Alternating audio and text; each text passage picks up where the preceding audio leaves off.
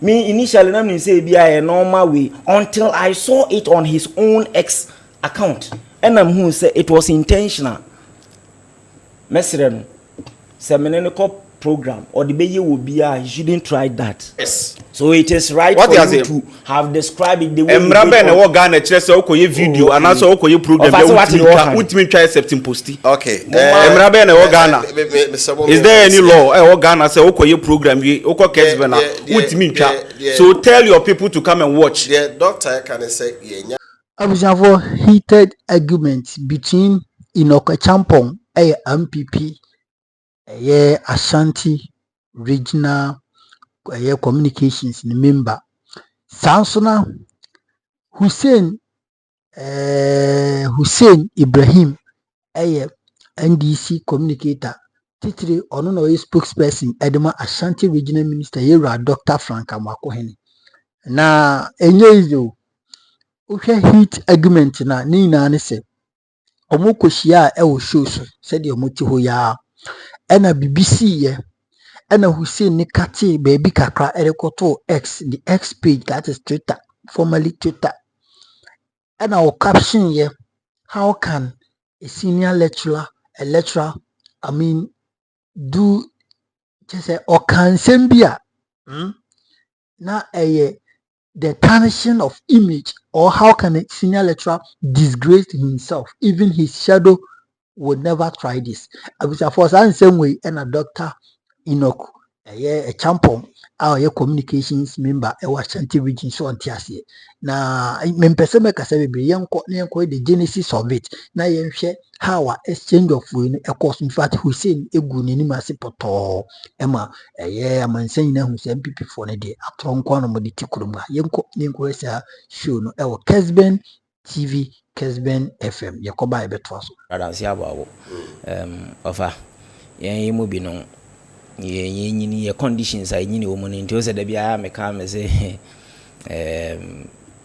me free, but a china me free because of distance, but because of conditions I mean Muntiniana de Biamina Quenya. I want people to know where I come from, and the match I am crum for. There will be our genuine accompanying and you may now or here matchian. Now, if I minim say meet me the atwaswa. Last week ya bahan you did juma wie no later BBC minu ya oti studio hai eya ade bia of asemanka ebi wode bekwa akoyi obi foforo of a last week program aye no and I don't think say ye near eternal studio ha obi agu ne ho anim ase ye bibia na ye so shambolic me the document be by ana efa amendment I want to call parliament you know and now for me boy me read here I read paragraph 9 paragraph 10 and I'm a court table shadows and I'm more details me and me the buy me here and I'm in your Hussein I say opese me mfama no mpo je se mfama no and I'm so fafama no what the man on now point is say in the table there is a statement about say omo de sika no ebe fele financial shortfall 1 2 energy sector levy debt and amebwa we and me respond here surprisingly we program na wakati video no kakra e de akoto ono ankasa ni X a first near friend Twitter na watwere ase say, and I want to quote exactly what he wrote on his page. Say, how can a senior lecturer do this to himself? Even his shadow won't try this again. This is what he wrote on his X. Then, the NDC for those who didn't watch the program, just only that video started insulting me. And all the my bloggers made the videos on TikTok. People were insulting me, but diabolically or PK just the pattern or responding to my presentation. Now, say onimo amamen country no your image right. Uswa, have you not started politics? If this is how he's going to go, he may end up having a lot of enemies for himself. Me person me ni benya problem tina me can on this platform again. Look, Hussein, I feel na brabo no sha ase. Say na obey politics akoduru baabi a. Ebeduru baabi na bia na afi na politics na pick your mouth. Then you have only one name to protect. That will be your name. Obi di bi beye wo. Obi beye wade bi. So person wo trendy. Now ma pay masters ni who say you are doing a good worker. Let them watch the show. Men ko pick baby. Then tarnish the image of someone. How can you write say how can the senior lecturer do this to himself? Even his shadow won't try this again on your own X page. What did I do here wrong? I was ultra sad, you know.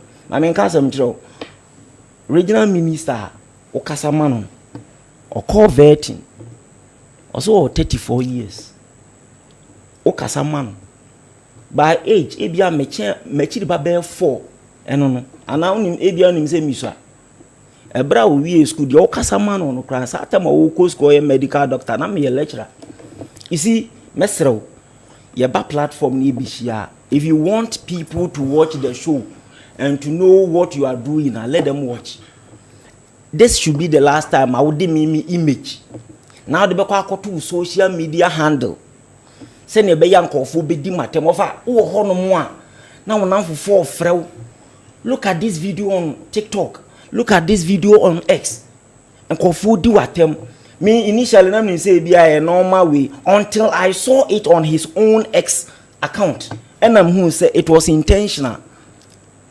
Mesren seminary program or the baby will be he shouldn't try that. Me person me the issue be life and there are so many things ahead of him. You know, into when you're careful. Send your baby. Okay. Into offer me the basic. Okay, daughter. Okay, how? Yes. Daddy. Akwaba. Daddy boko etikai. Mabo abaso na machia etifo eni ahwefo a majebre a oputi ni wona wo hwe Kesben enwumbre. Quick in response to the doctor I can video no say there video a doctored video.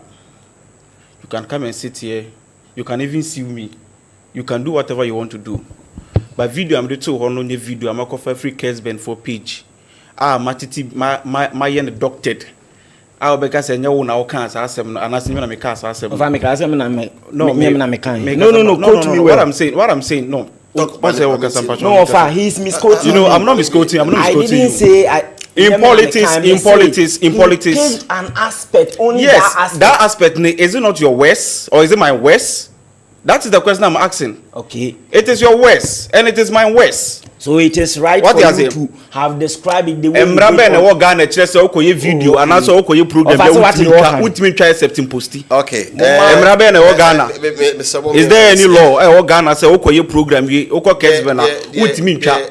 So tell your people to come and watch. The doctor can say the full length of the tape. If you want the full length then you go and watch it on either YouTube or wherever. That's it. The issue is me posti full one I'm a media student. You understand? And I understand the MMA, so wherever you think you can take it, and I'm ready for that. Thank you. My main cousin back fancy. In the Bible. There was a Pharaoh who knew about Joseph and his descendants. A time came. There was another Pharaoh who didn't know about Joseph and his descendants. That's it. Right. Hussein, Yamra Ansisi, Regional Minister Soye, yes, offer. Regional Minister Soye, in fact, Medinchaka, CN Free Soye, Dema, Asante Mayina, Oshe, and necessary, I mean, Okase. I'm Maria, me who supposed to be from Yemusa Dankwa. Or say a sentiment mu had dear Kiane King era a year John Dramani Mahama Wabubu NPP a pray ye our sentiment muha. But Ohian so Nana Musini our sentiment muha a year Dr. Frank Amwako Henny. O share a name a pa, and then she share pa, I would go a quema, air boama yera Mahama Dean pa.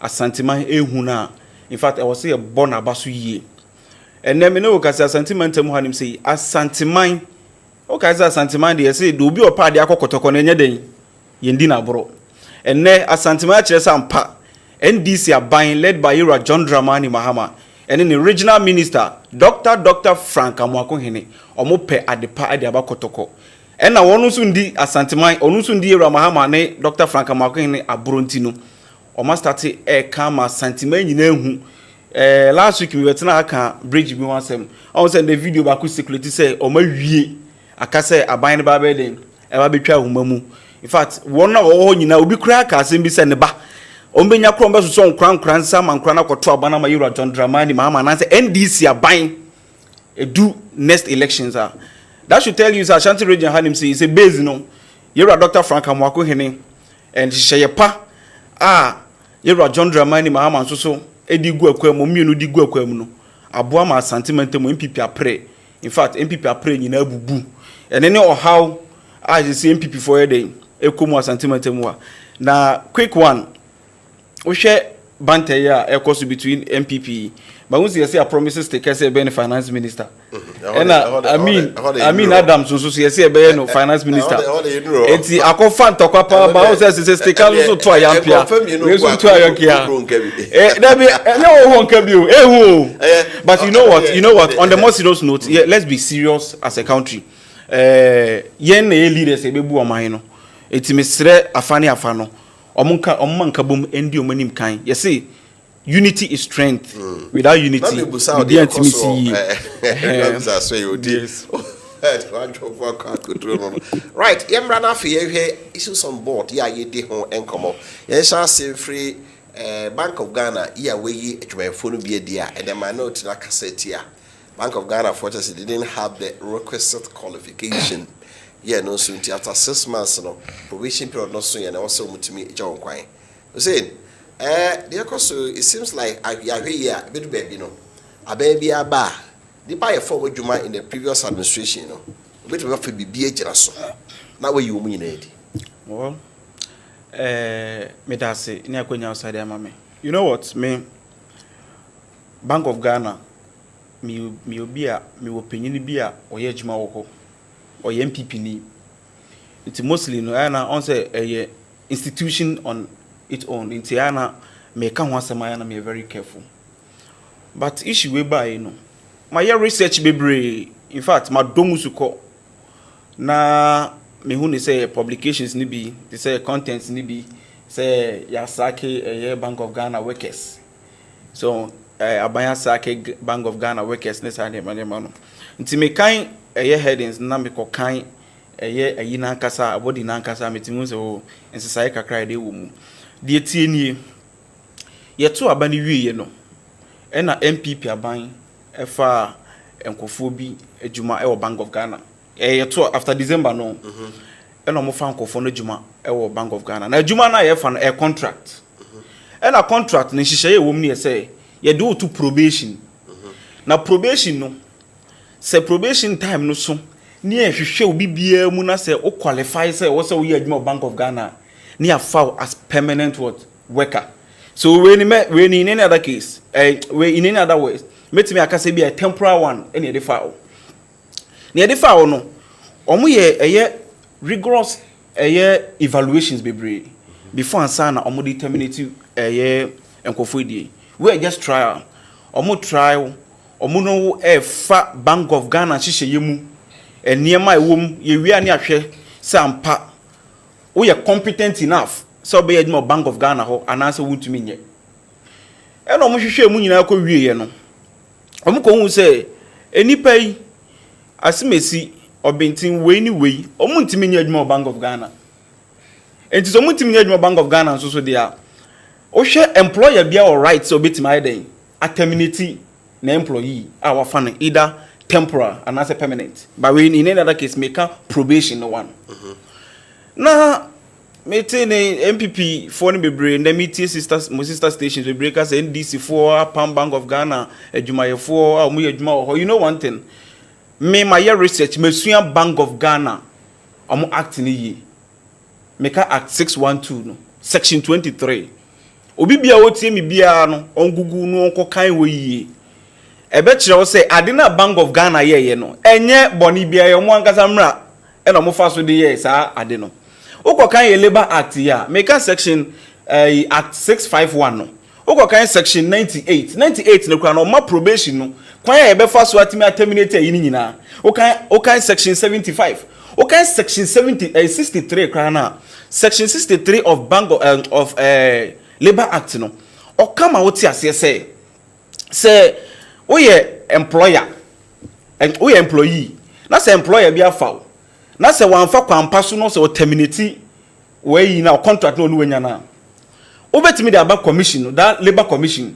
na labor commission no mom ni employer na ko dili either so be reinstate you and so be pe kwampa bi so ama wetimi anya wadwuma aye den aye enti say omu ni say ebia Bank of Ghana fa mra kwan so wan fa eye kwampa so eno determinate omo appointment we ya they can pursue it na ya hu bebi abekwa kodu but emprempren ya me no ka say bibie ni hono ma e kire say Bank of Ghana ade na oyeye no obumra anase emra bi ohwe Bank of Ghana Act ohwe Labor Act bibie no obuye na you know what the entire me na me start make as a Bank of Ghana e bibia say okoye adwuma wo hono ma e wo so mo ye wo proper scrutiny e wo say omo hwe background ye ansa no mafa wadwuma ni nyina aka ho bi say wokai from 2012 to 2016 Bank of Ghana fa so say nya yenya 3.3 billion cedis and fa so bi na edisi Bank of Ghana hospital ba wo hwe from 2017 to 2024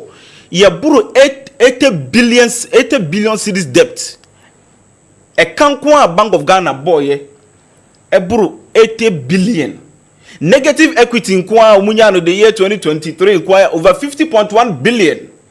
It is a yababe hu sa nema we nyina ne ye fa nkofo fofora e wo se hwehwe nema mu yie na ye fa nkofo they are competent enough omumma aban ne emboka ne mo mbeboa aban na ma aban ne bibia koso yie said they make what you say enti me hu no se boni bia ni e Bank of Ghana for the mu and we nya the first time so ya terminate bia yi Addison me kind publications be on so terminating nkofo be so but eno no de me hwa na kwampa so no fa so sanso na so e fa kwampa so because adwuma na o ye na nkasa no e kire ne de wonya ne de ma ne nye eduru obi enu okasa ye nti we say no so no enu kan so obi akasa so a wo hwe so a emra no yamfa kwampa so no obetima pursue now the Labor Commission for ho no ma hu kwan be fa so aye na o ma boa so so I think say kakra metima ka fa e so no say it breaches their fundamental human rights ni nyina no hu say o Ghana juma for the labor fence and labor act ye the year juma what you say and a Bank of Ghana na nkasa yes ye kasa fundamental human right na senka that fundamental human right in can be for labor fence and labor act so mba embe chechiri mu nyina wo mu say they make what you say when the two conflicts we take what the constitution says but it doesn't conflict really I didn't think it conflict bibi no just a conflict and conflict baby a fundamental human right they say no crime for baby so nti Mr. Omunya Nkabomu because we share consultant in the metie labor consultant baako anyefe no senior ajabin metie no o say Bank of Ghana de no ye ni nyina no e kwampa so no fa so wan bu mra bia so and me ban so na me say tie another one so no so can say e kwampa so no fa so nti politics ne de me nye sure say what say de call e we say ni mu yie because problem is ebre bia ban be sesen bia no benya emre bia gina so na enipa abandada no fa wo no ye de yomadi ye ko ye ni mu asade bi emenya no oh no enti yo se bi abandane na NPP saba omoso benya mre bi agira so nipa ABCD a NDC for omoso fa wo no because of that mranenti itimi je omo kwan emom kofie but at the end of the day omunyina ye Ghana for anyway doctor over me da say you say edua ananse afra wu no ntikuma ntenase edua ananse die wu no ntikuma ntenase entonko unyini yenso a yensere akwatia ofa the SCA on 10th February Chief of Staff issued directive revocation of appointment and recruitment made after 7 December 2024.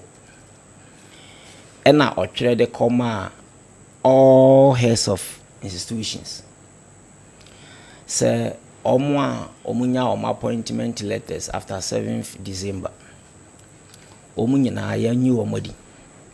And the reason is that it doesn't, are not in compliance with established good governance practices and principles. The reason, and it says they to a na government or power no elusuntino. So it does not comply with established good governance practices and principles. Bank of Ghana workers, you see, the only a year and they say the only way Bank of Ghana they are fast and they say they were on probation. And I will say if I Juman so a probation period and so and son they are confirming this business about they don't qualify. It doesn't come in. Offer. So if indeed say woman you qualified that say near one more a year appointment in HR for they are still there, why don't they prosecute them so my wrongful recruitment? The point is that these decisions are taken at the back of letter Chief of Staff of Trade is dated on 10th February 2025. Ena ashe wo mo say omunye adwumayefo ni nyina adi. And on my hide behind say probation so I am confirming the dishonesty in the presentation and the offer. Sir, Bank of Ghana adwumayefo what started processes now over unwe within 1 month 2 months me won for omo hu nipa eka ho ebinum started omo they went for aptitude test and interview in February 2024. Of it you, February 2024. And omuko interview, a year aptitude test. Then they were invited in June to go for police criminal records assessment. In June 2024. And then in September 2024, all the workers in 2024 September went for their medicals. Saturday now about 2 years. Because Bank of Ghana, before I befa wejumano, processes are obefemuno. And yet just 1 day and 2 days as a moon. We are aptitude test we are. We call police headquarters. Normal is screening. Near track all the institutions baby a uko school. Near call file. I get background checks. Ewie ansan ya hwese uni any criminal records bia, and when they are satisfied then they move to the next stage, which is medicals. And it's all your medical ni nyina ewie na you declare or say you are fit ansan na appointment letter aba. So all these workers, they went through all these processes as far back as February 2024.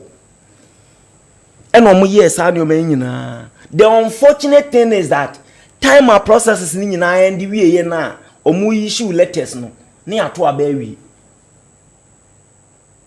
let it be on record.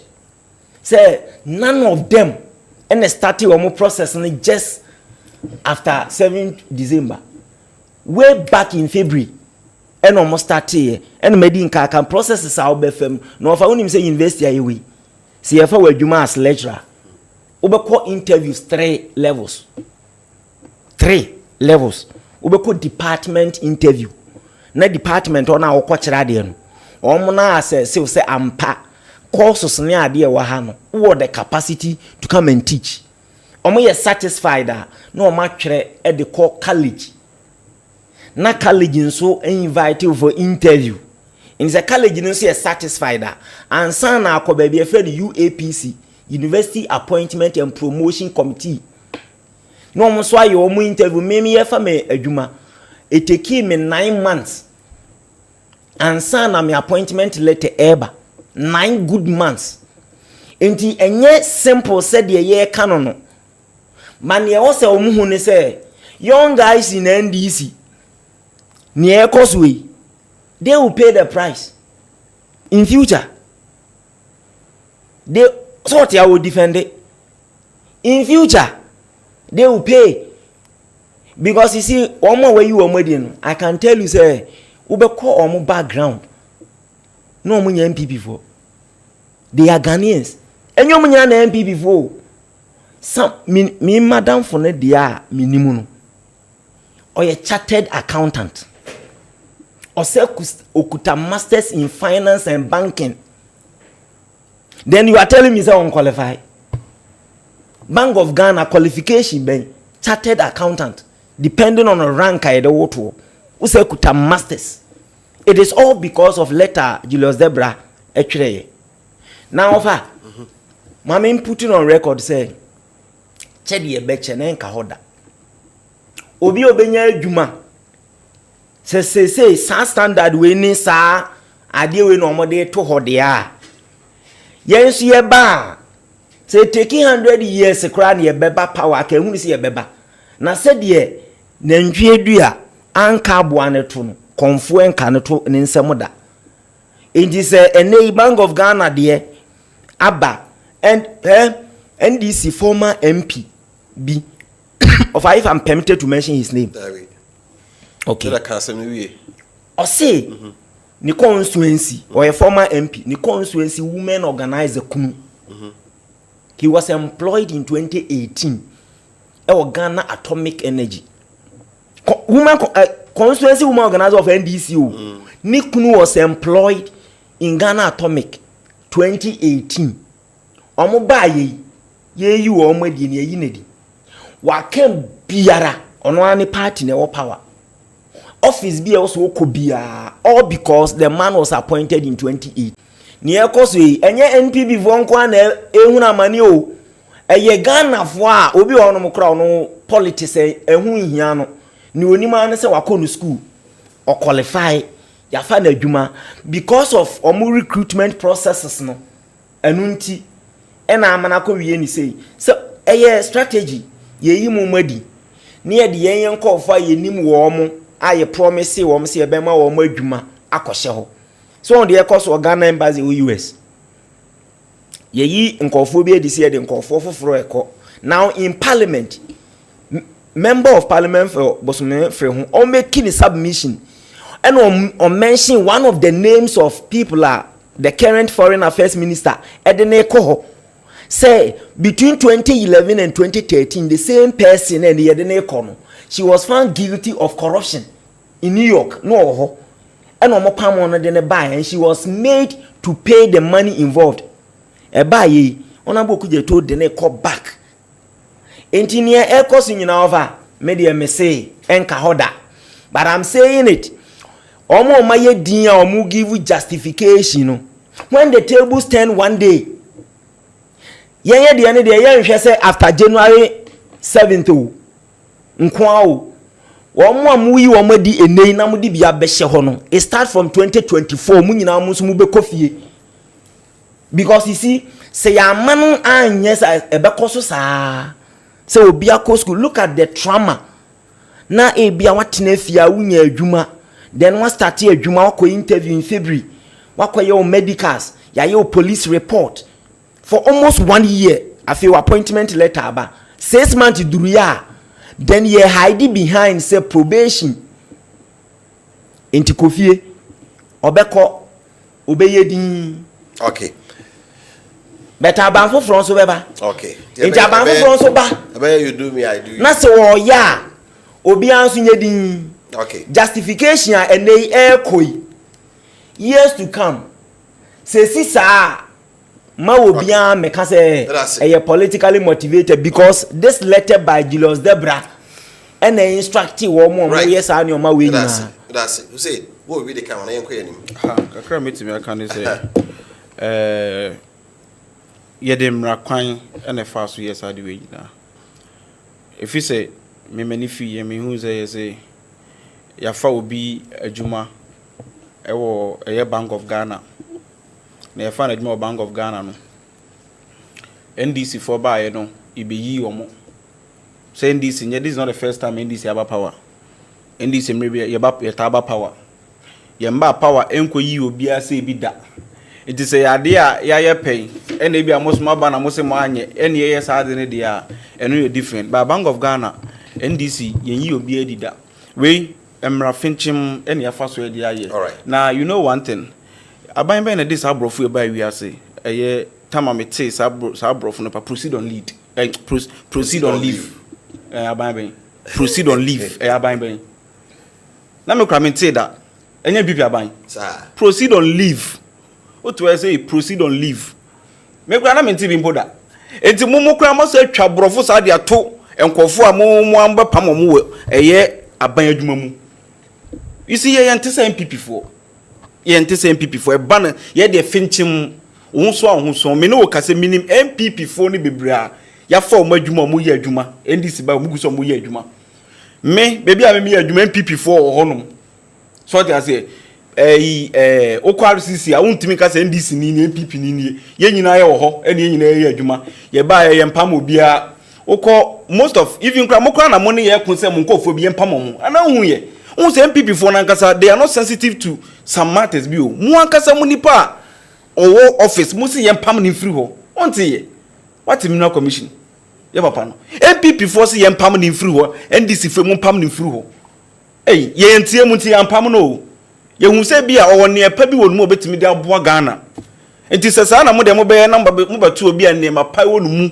na mo be pam na mo de mo mpam no ye de ba mo kra na ye mpam mo se mo betimi aye adwuma no kwa de ye mpam mo o mo betimi ye adwuma no mo gusu ye adwuma and then hu se ndisi fo no bebre na nkasa e ha o mo ama mo kra kasa se NPP we won office ba mo ba ye no NDC ni close so be call office wo ye MP kra na oboa yetimi e be je o laptop no ne manyina obeti wani na adu afa plane adu abroche se kwa check woni mu enti misra mu sa ne ma ne de me mfa mba of say o some sorry but proceed on leave I don't think say government be na akwan sa term say proceed on leave political appointees you see let's make the distinction between public sector workers and political appointees.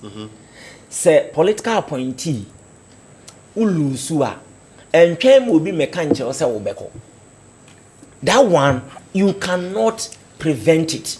Say political appointee in the other NDC about power political appointees no omwe. So omoko. That is it. As for political appointees, you go, you proceed on leave. That one you go. But when it comes to public sector workers, yeah. Na say na wo here na wo hwe time e de fa nipa na adwuma de a then you are setting the tone na wo lay foundation nso for future government no you so wo de na as point of reference and until na make us say embabu na when this mu no omo na be suffer this decision o okay enye nkokrafo quick one just seconds seconds also doc here public servant I mean can say what do you say but in the NPP ni NDC ba ye can say bia ye pam no the point is that university you can't come there so na Bank of Ghana so you can't come there with ideas say now the Bank of Ghana mra so no you are comparing oranges to apples. Oh no. When it comes, no. Don't institution use me as an example. No. Me just say no. Even if I will not use you as an example, I'm trying to say even institution bia no. Say now can institution bia wan mra. Say make out say every institution wan mra. It's Bank of Ghana wan mra. Bank of Ghana governor ni penifo ahwe so dia ewe. South universities form so wan mra ya hwe so an e bia NPP ni gu so try there. HR so be bia. HR na omo supervise recruitment of these 100 people no. Are they still there? Yeah. It is otna ha. Now we say omo recruitees ankofo ya omo nye qualified.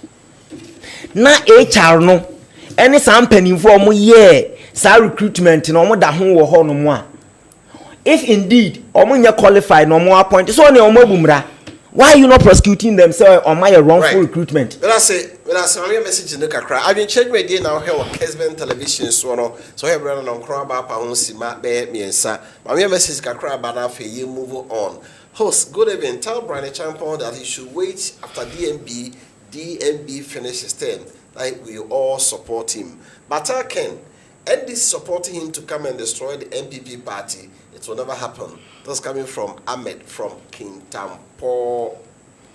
Okay. In fact, offer is too biased to America from a free year of us.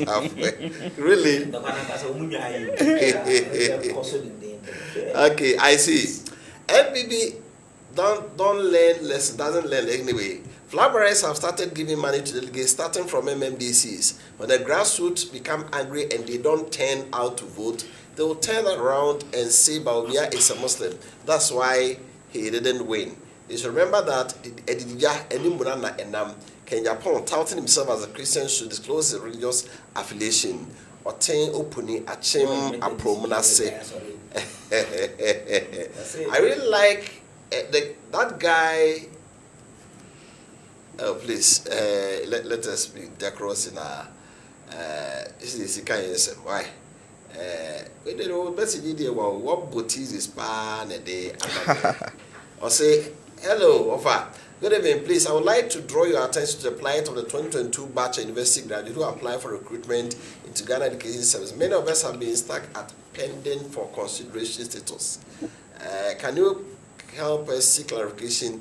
Because why I found more into our candidate. Now, what would that pending? They say, do your mind. Of a good evening, I believe Hussein should remain quiet about the video he shared. I'd hope he will reflect and offer an apology. But instead, he chose to defend himself with pride, which is quite unfortunate. He needs to be cautious with his actions. After all, his role in politics is still very small. Adequate from Techimai. Good evening, offer.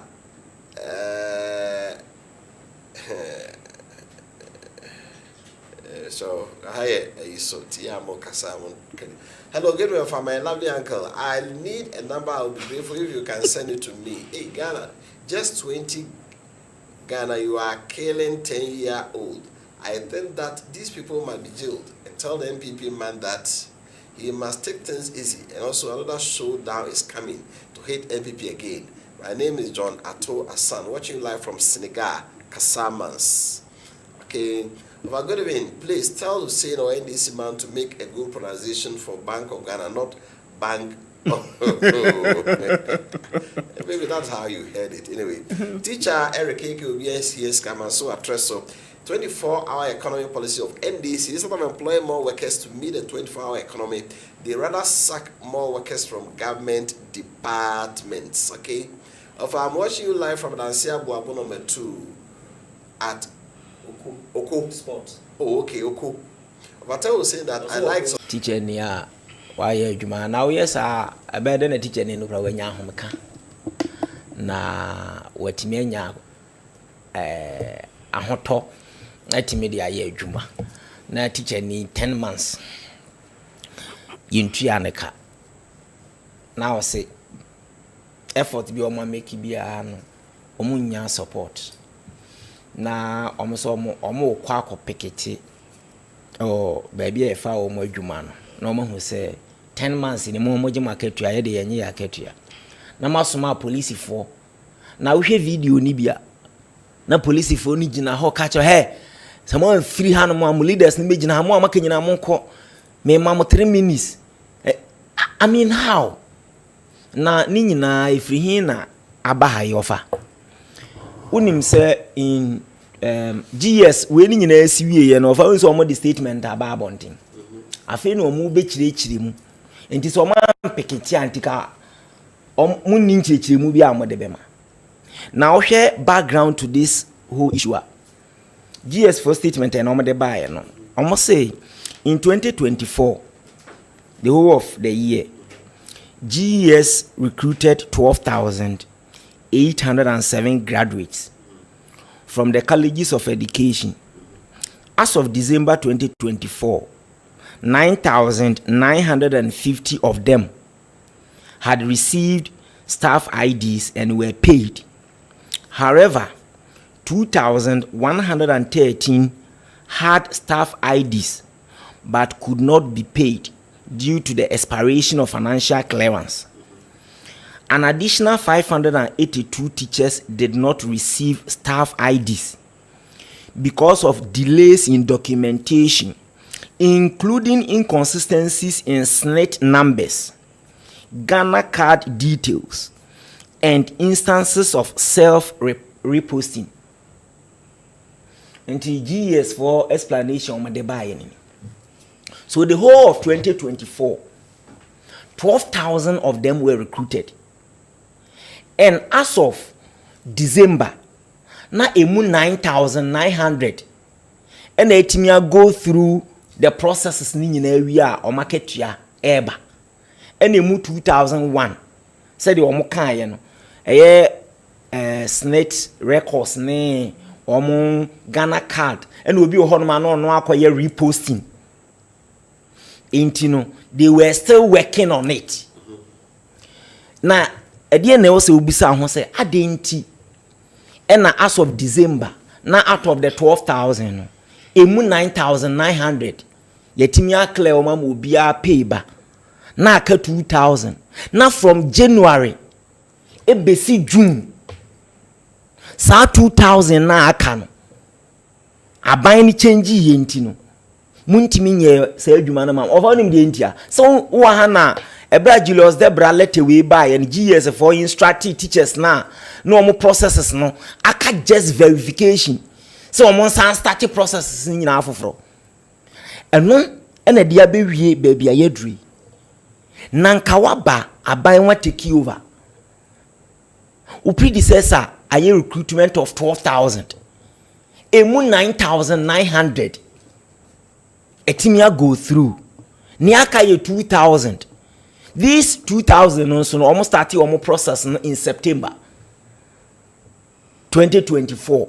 We say a batches aye recruit you enti quarter we say fa eni passe ya na we mo nso de aba na we mo nso de aba then u buy no instead enam say sa 2,000 we no de no na eye in September no almost started processes ninti no Julius Debra letter na buy ninti no then you halted the process. Now o share statement na o call or say steps taking o share steps taking or say the present GS management upon assuming office immediately undertook a nationwide staff validation exercise from 7th to 14th March 2025 to confirm till genuinely recruited teachers. So what it means is that the assumption was that some were not genuine, but they could not. They could not come out and say after our validation, A, B, C, D were not genuine. The assumption was that some were not genuinely recruited. Just in our previous topic, Hussein say Bank of Ghana staff ni being qualified. The same assumption of the co-teacher for ni diemu. Inti ene pressure ba almost no. Also my issue statement. Inti afe no more cast steps afe do mateki. What stopped them from January up to June? Mu wie ye no be validate wo. Ba mu am ba January na mu ye new management no. Mu nyina yetua moka. How do you want these teachers to teach with clear conscience? And unti enya nwa bo nso afi ube classrooms ni bebre especially in our remote areas. Teacher nenam say yentua ni kenti no pa no ko school. At the end of the day sankwara na o public schools no nyina so ne private schools no be twere the same exams. Isn't it interesting and refreshing say the BC no say public schools no omo performance wo form. But these are trained teachers. O call private schools now teachers ni bebre ho no they don't have education. They have. No, not in terms of degree in education America. Okay. But so omunyina tertiary, but they are not qualified or professional teachers. Yeah. But basic schools now you all professional teachers no. Honkoye because of some of these things.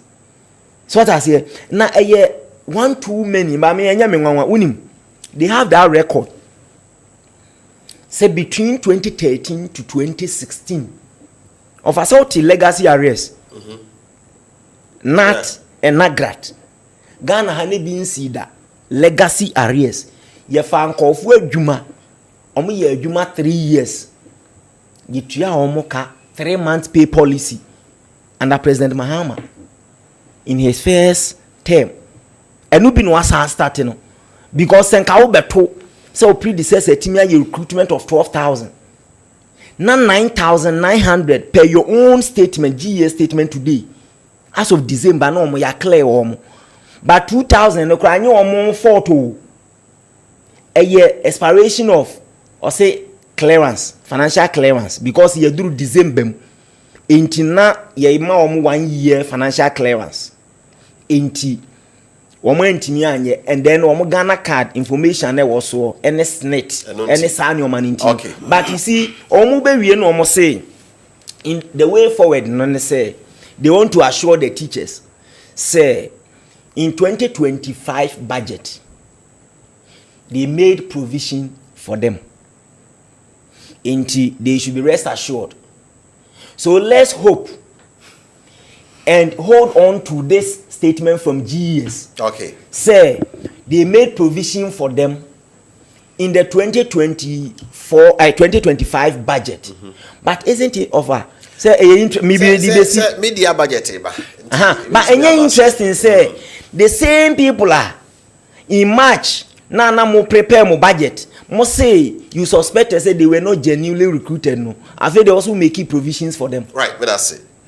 Hussein Daddy offer you want something here me pa say nipa say you ma some pay you man here. Yes offer, that's why I'm very particular. Adwuma want some dey hu here o na opɛ aban a ɔyɛ adwuma so yɛ aban papa yɛ ndisi aban yɛ na yɛ ne yɛ bie nnwuma ɛfa nnwuma teachers for asem yɛ kan yɛ na yɛ ne yɛ school adan ne yɛ fa teachers for school monko yes before the musibi school adan say make us some boy be secondary school so must was Ashanti region hanim say be even 5 krana it to be difficult but meet me academy ne abobo be 12 edujama offense asu so paako so okọ adoba ewura me bobo be bra kyerɛw omo de obeka kyerɛw ani so obeka ba ko bi ewo say ye na kyerɛw so hu me wi a meet me akeka expansion say me so aboa nti teachers for the NDC adwuna omo ho.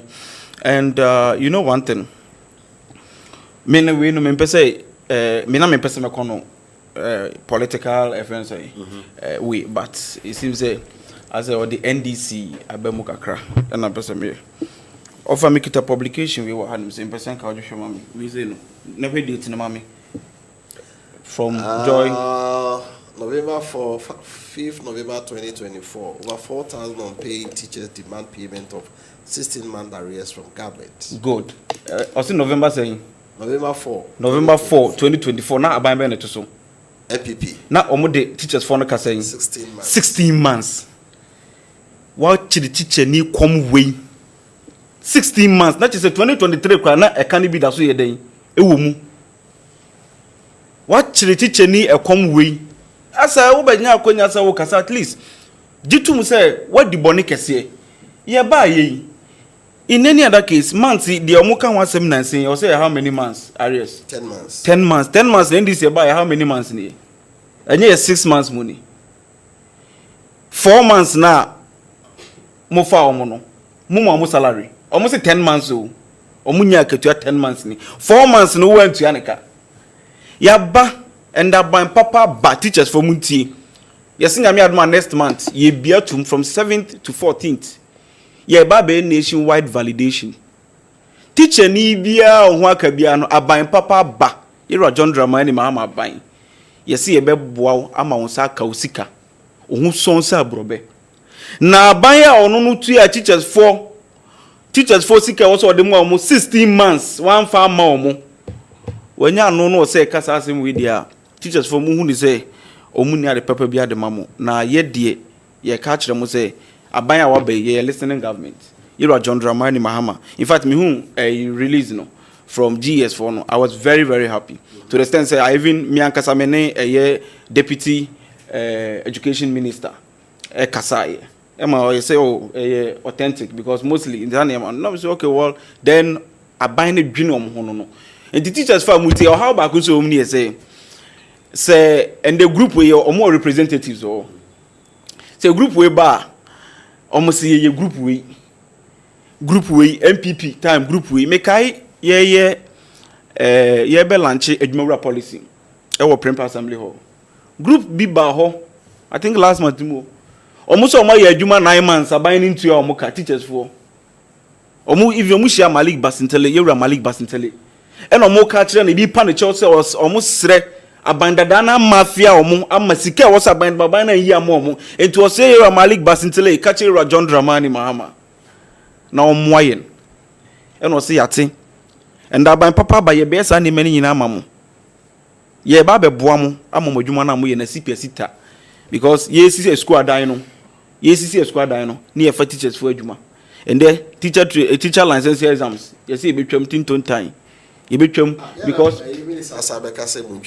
Say no. You know what? You can't say you between more. Osha na components na ye separate na ye teachers for a ye. So we no abe. We are san oba ye. But we need the uwo mu na no wa ye prekom. Until we are on say ni adwendwen bia so betena say aka say me wo exams bi twiro na me kwotro exams bia sa kwako da bi. Enti ya dwene teachers form hu yie. Ene yesremu. Enkofo we de NPP for the sa na omekasa. Teachers for say yes 2016 teachers for ye adwuma say went to omoka say sa ne man me kan era ye maami professor Jenna no pokwa German clear on that or say ono ankasa kra no tu kwan emre bi my student we be share no say o ye adwuma for so many months na aban into ya na ka no so onkofa edin e be ma forms onkofa forms appointment ayin mbra okofa ba ohwe ayina it doesn't even say show say authentic say what say edin aban ni bibi ntino ye say be validate bi de ni aye and ye validate ye to the extent say even we paid some of them ye tu bi de ma omo father na heard so what I say ye tu bi de ma omo it is MPP aban abana say ndi se aban abana say MPP aban person mo ye omuro reches fonte mo yesre mo groups na mo call education ministry yesre group no yesre group no e was say unity so mo nyina mo ye baako na mo ba eye ma mo nya mo ho say MPP party dey say emu ase achiche sa no mo mbrambo mo babbo mo ebetie mo na mo ye say MPP party emu achiche be 5 we na ma ya ye hu de ye boa no o boa we na we so aba me just say how police in fact is commanding them don't cross that line. In fact one thing na me ye happy ni say police ni ambo obi asum so what you say police ni ambo obi asum ba o kan mre bi nkofo bi say omo kwa ko present bibi ema leader bi kura eto na sabo obi so what you say nti ye no ye de mra ye admanti police party amu yi this is echo health ministry MPP time because that secretary crowd ho obi anyo mo hwe but me say came there with their petition na say we say police commanded them say ye mamu mura premises num kra but leaders ni ye twema leaders ni ye den ewura mu e na obi amfa ne nsa anka obi a ti say obi call ya ono ne nsa ekobo obi asumu a even parliament o mo chiro so mo hwehwe mu so at as MPP me kan ewura afanya marking ono na asotro hene oni ma asotro ne sa ne mani na ntino otimetene nsa bo police ne asum by students no so mo ya de say mo so no mutimi control mu ho in fact me share video no I was very very happy because enka students bi anka on be ye oye ne bi be koso students o me teachers mami okay teachers bia enka teachers bia ananse enkofo bia kombe ye at least oye ne bi be koso amantokwa asotro ne nyema bi sa koso but omo anye bibia omo ye cool do de ha omo no e no mo kan ye miti abrante ba ko in fact me ne ya adwen ya so be ye adwuma na yentua uka na wonhu sa nifa ni bankum we na kire me hu se teachers for no mo dwane free Ghana ha nim say 2023 eko UK me kan askwakra de me obe 7 me na fofo me bisa ne say aden o se hwe ama mu we mu akanadi akompre ko Japan mu nyina kura su no businessman for sunu pese metenemu by na by papa but teachers for yetua muka sika no munya in fact your take home salary bet me cater for money mo family ye gusu so ye nneema ye rajoma metete nneema so de hia ne say bosum be so teacher ni ubeji wakatua na watimi di bia kwakoto bank by aban mi twa mu no wutimi save oji ye na dollar kosoro nneema skyrocketed nneema boy de mu obetuto e ma no bi betuto nneema o mo so de be ni nyina abo kosoro e ma o hwe ohia MPP abansa de titru asentimentemu amede bia me kasa me asantini because me asentimentemu because asentimen di here e na me so me di MPP for we multi-dimensional report by ya last year nko nipa omodo omko ohia mu close to 1 million so they say teachers for ni bi ka ho bi o omo so mantu omo ka no mo ka ho bi banda ban papa ba ma niema ye den san kakra o share World Bank say 850,000 Ghanaians and now omodi omko ohia mu nti e ba ye no e wo se tete niam so nde niam so tete kakra a e beboa minim say yewura John Dramani Mahama ne onko ne time we no na the Ghana for penyina no na yetimi aye if not 100% at least 80% of the Ghana for a penyina e de amom. Let us see doc offer 2 minutes running to GS for statement na omo making and then so omo my records background say as of December 9,900 of the teachers were all paid. Inti assembly we and say as of December teachers are far almost from 2024 no nyina omo ana omo ntimi nya validation a omo processes starting in September eno pena naka ana ova mewa oba yi ade na de obeto ye na aka no so wa adwene pa untimi untoa so na mo suspend the processes because o think say they were not genuinely recruited. Another one say ebra NDC war abemu first term no so and one witnesses yes and some okay can one witnesses and your man no so offer because so tena ha now can say legacy arrears no legacy arrears are your fair teacher for adwuma from 2013 to 2016 aye tua almost 3-month pay no Jenan Professor Jenan na say obi di bi be kire no hwe ne nkratema na suspicious mumma pension na mumma 2 appointment na bi nsi da ya mo appointment first time na we adwuma 3 years ani asama different appointment say the first appointment no enya adwuma wiu na 3 months dey we na valid sa na minim baabi a wa ye adwuma say nka wa kwa adwuma o public sector mu ena wada payroll so ne saa nioma na enka wontena nka de working na oka bibia about teacher license menia ma menka asem nkyerɛw field bi ho na enioma bi ho na wonimu a enye baabia na wo ɛwo se woka teacher adwuma eye profession and every profession you need to be licensed UK asema na oka say teachers ni bi ko UK no omo application teachers are UK call strike so omo nchira dey bi so they needed teachers from Ghana, Nigeria and South Africa. The first condition was that the teacher must have a license. Inti say the license yaba na wo se wo mpa adenti na offer nursing for actual licensure exams. All the Allied Health Council omo actual licensure exams. Medical doctors actual licensure exams. Even accountants crown woko bekwa ko chata ansa na certain positions ye de ama na over meboa ba said na omo no kan say nipa no work college of education obewie na watro yes we aba fie. It's not true offer all the licensing bodies anything you teacher council ana meboa and make am say Allied Health Council Nursing and Midwifery Council. It's true so Obama Kenya we school ansa na wakotwere it is never done no, a propaganda. Part of the it is not workable. Let us tell them because you see, Oba Nursing and Midwifery Council next week. When say the whole Ghana nursing training colleges in next week, almost 31 exams. KNUST. Okay. Ye koko conduct exams. Ma womu the whole Ghana we are no wakufi. Then now o council now we are affiliated to no. Oma prepare. Now you call them back to school. Now what culture will licensure exam? Sometimes even when you are doing your national service, that is when they call you back to go and do your national your license exams. It is not true. It is not workable because you see, teacher education council, some counselor, in charge. Enti omo no ontimi mfa mehye o terminal exams because all the colleges of education of our names so omo affiliated to the universities. Yeah. Enti KNUST yes your what colleges of education are ye mentor omo a ye set a separate questions at the core na yakọ examine omo enti omo wie no omo bi omamma kwan no then na council na prepare questions de yakọ enti memma promise a unim ho hwe enti Hussein mesrew ade ni bi wo ho na wo mpanimfo no kana wo ntia ase metena han justify because you see all the bodies are almost supervise licensure exams no there is nowhere they can part of their exams even medical school you have to come to community health baby school of public health baby to come and do your oral defense and sign white coat.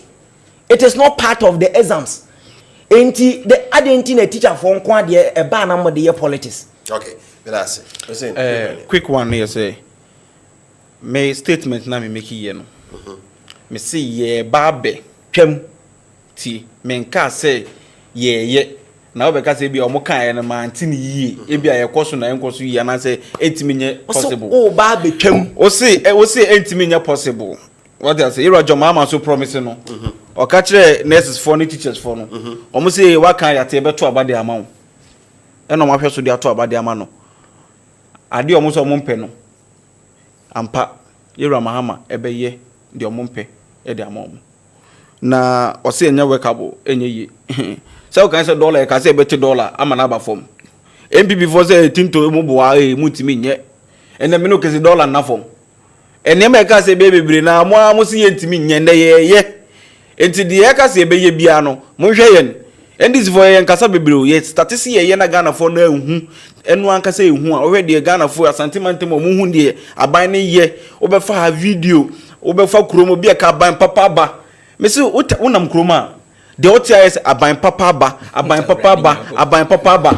enra me road glass cause meti aban papa ba na me de ba form kakra me hwe na ma mbi ogina wono wo hu se NDC eyi ebom ka no se aban papa ba me ba me NPP ni na mo ba ye ndame wan ha me woni hanim se ya baba wa bi se ne maame kura no ne papa tias ne papa ntimi asesa na mana beto aba ma eye NDC da na ne papa NDC ni but enne aban papa ye adwuma pa Dr. Franka Mwako ni so ye adwuma pa ntino maame ne say because of Dr. Franka Mwako ni ntino obeto aba e de ama NDC no kwanda nyina okay we ni de ye hwehwe de omo ka so mo pe ne ye de ama omo enne ye promises na promise ye enne NDC fo enya ade ya ka se be ya ma Ghana for enne se enya ye se enya kakra bia wo be hu asema ankofo we be ka se na mo kan mo ntimi anye ba nne ye ka che Ghana for say enkakra na akokodi no musuo enne me se be ya ma mo no nkakra mo sabe ka ni nyina license ya we free Isaac appear and say hey you are doing well offer okay good okay we say my kai we ye call your name or say senior lecturer please don't be troubled by Hussein. Good evening to you and your parents. The NDC just hiding behind probation to sack the Bank of Ghana workers.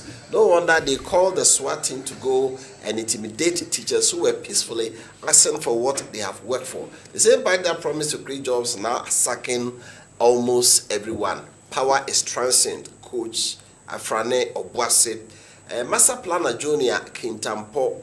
The NPP is poised to action. It will surely bounce back stronger in 2028. Top-down approach is a great step in a fantastic direction. You want to do something that has never happened, i.e. make NDC go for only 4 years and not the usual 8 years.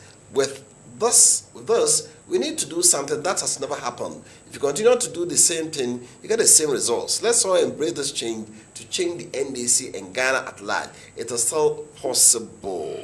Okay? This one is just a greeting. Anyway, hi, I am Gyamfi from Ejoso, and this will do better than the NPP. And is a case NPP for we know. Omo edin tra omo ntiasio. Onse nsema inokwiti hwa woken. Eni enyina so bia. Nsem ya inokwiti hwa oyeden okiken. It does no it does no have any what, any factual. And one is a wakikan nsem. It does not have any factual backup. And one is oyeden ofilisa obeka we edoka. But over Hussein Ibrahim now, every single statement of the Tabiano, he has an evidence to what? To back it up. It tells you, some people, you know, they are not serious. They are naturally not serious to rule this country.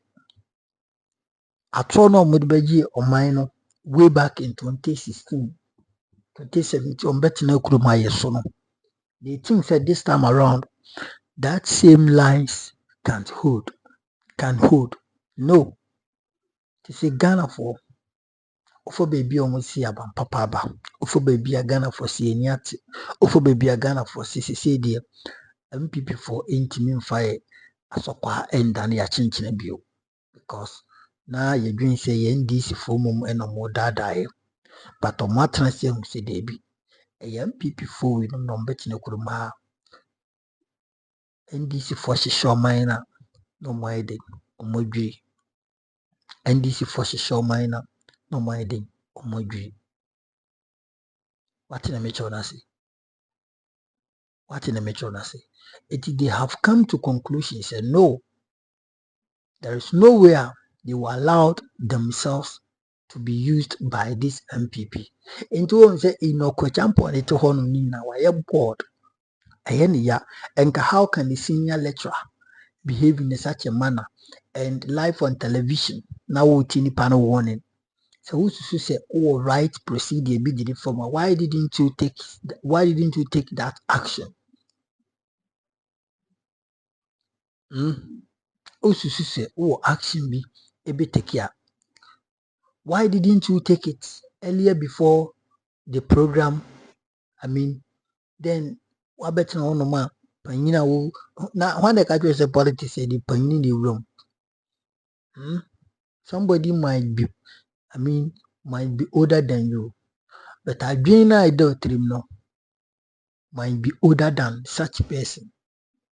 Anya panyin you and Kayu Kufado, a better kuruma, and Kajumo ye, and you more share to say, how are Usishi show my winner?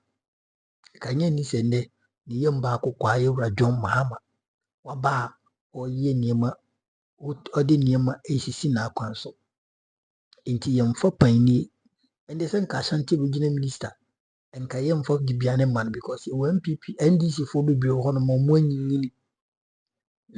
Omony NDC for be bromide and omony was shanty region one.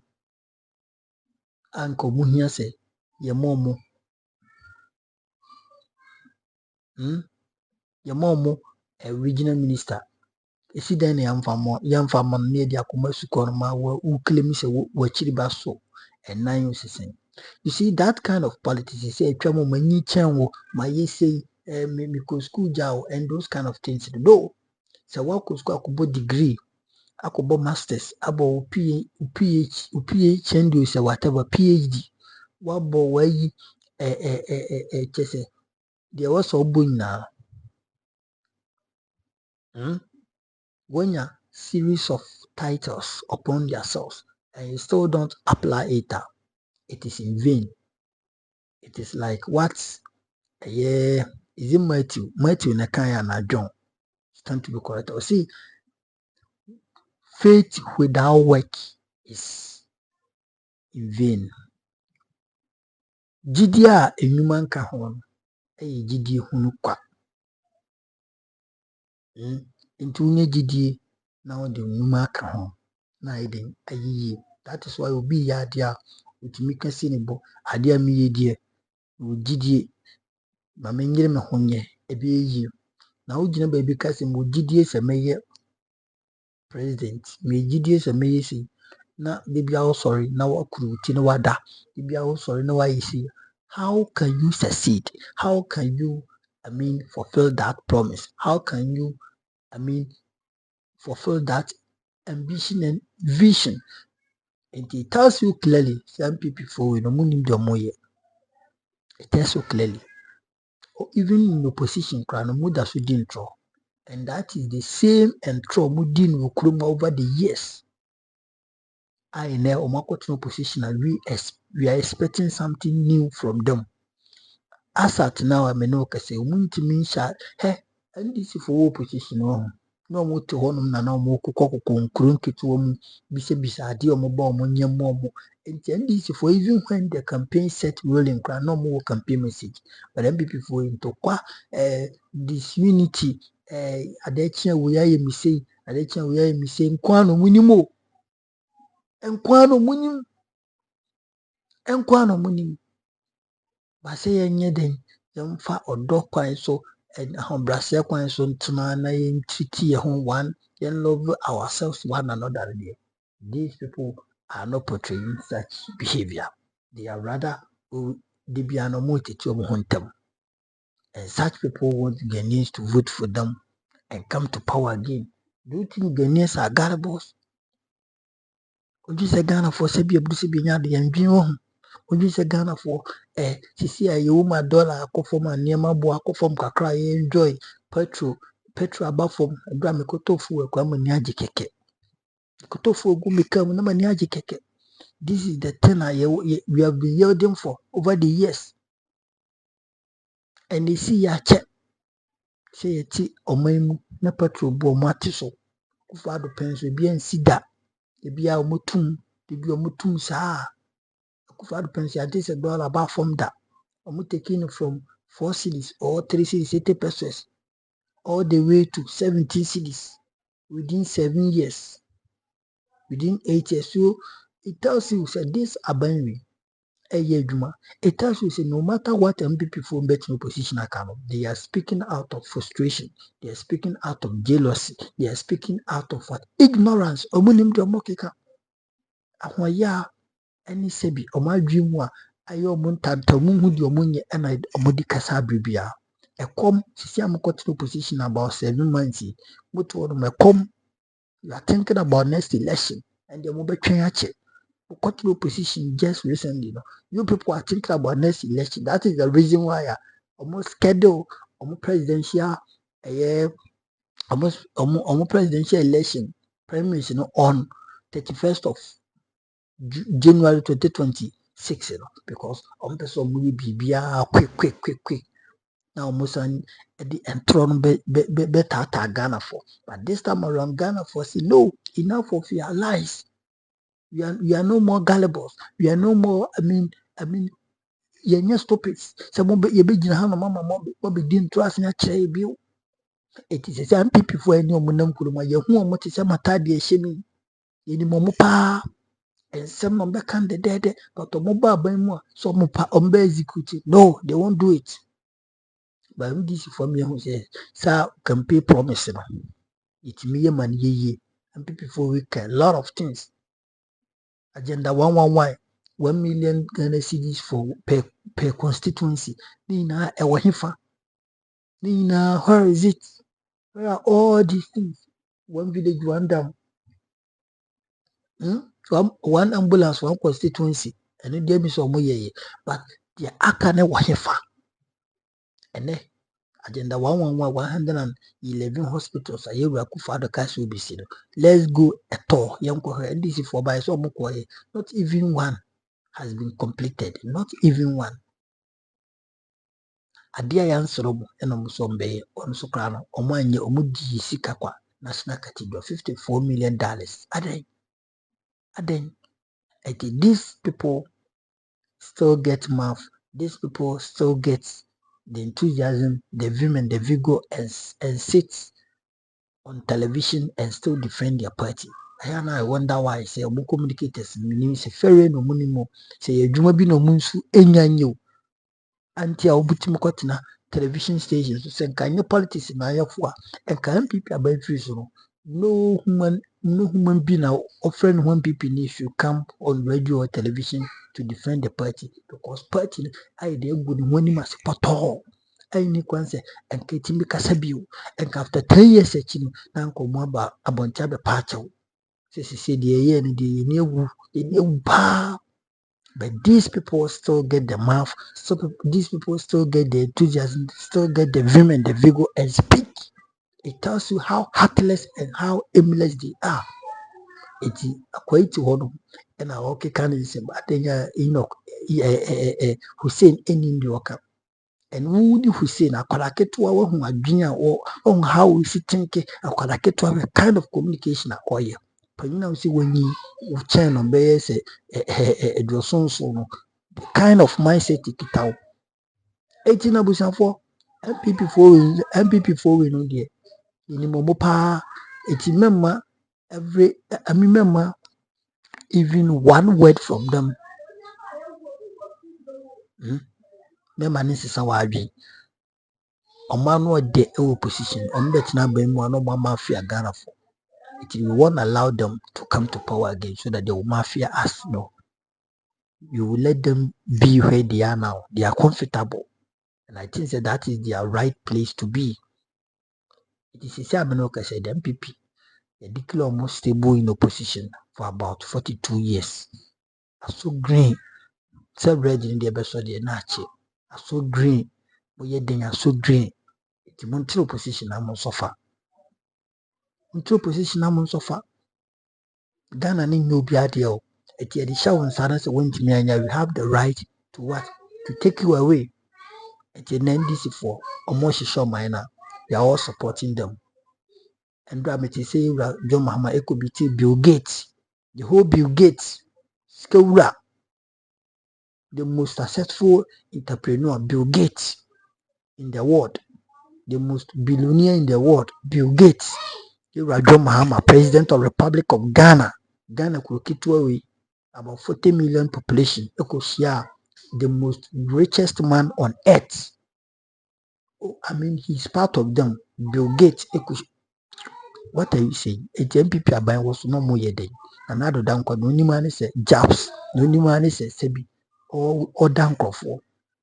And Jakufado, a dear or the chillable me and say, Omu entimi juma by a ban and throw their masters.